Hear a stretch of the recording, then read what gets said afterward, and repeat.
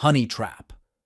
Plot: when a female robbery crew honeytraps and kills several rich VIPs, Hondo and 20 Squad are called in to assist FBI agent Jackie Vasquez in capturing the dangerous fugitives before the death toll rises. Commander Hicks is shocked when his new love, Maggie, abruptly ends their relationship without rhyme or reason. With help from Deacon and Dr. Wendy, Hicks makes an important decision about his romantic future. Deke plans on retiring, or he was, until Luca got shot. Luca was forced to leave the team. He can't come back, and Deke didn't want to abandon his friends when they need him most. Only he was needed at home.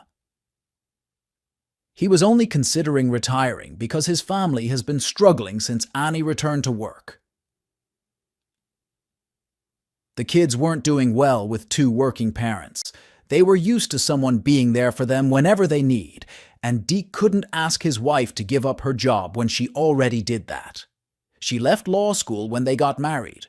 She stayed at home with the kids, and it was years before she realized she needed something more. Annie has always put her family first. She agreed to go back to the law school because Deke encouraged her to. He saw how much she needed it. He loved his wife too much to tell her to give up her dream a second time. She's always put Deke first. It was now his turn to be there for his family, and he was torn about what to do. He didn't want his family to suffer. He also didn't want his team to suffer. Deke hasn't talked to Hondo about his mindset or the possibility of retirement. Hondo first heard about it from Nichelle. Nichelle had lunch with Annie. They talked. Annie mentioned that Deke was retiring. It's the last thing her husband told her, and so she didn't think it was a secret to guard. Well, Nichelle later brought it up to Hondo, because she thought Deke had already mentioned it to him. Hondo said that wasn't the case. He was surprised to hear that Deke was even considering retiring. Nichelle tried to downplay it once she saw that Hondo didn't hear anything from Deke, and Hondo didn't buy it.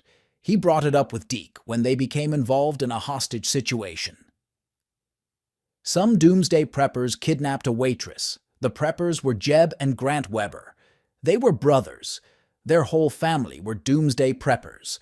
They thought the government was going to collapse, and so Jeb kidnapped his ex-girlfriend because he was still in love with her. He wanted to save her.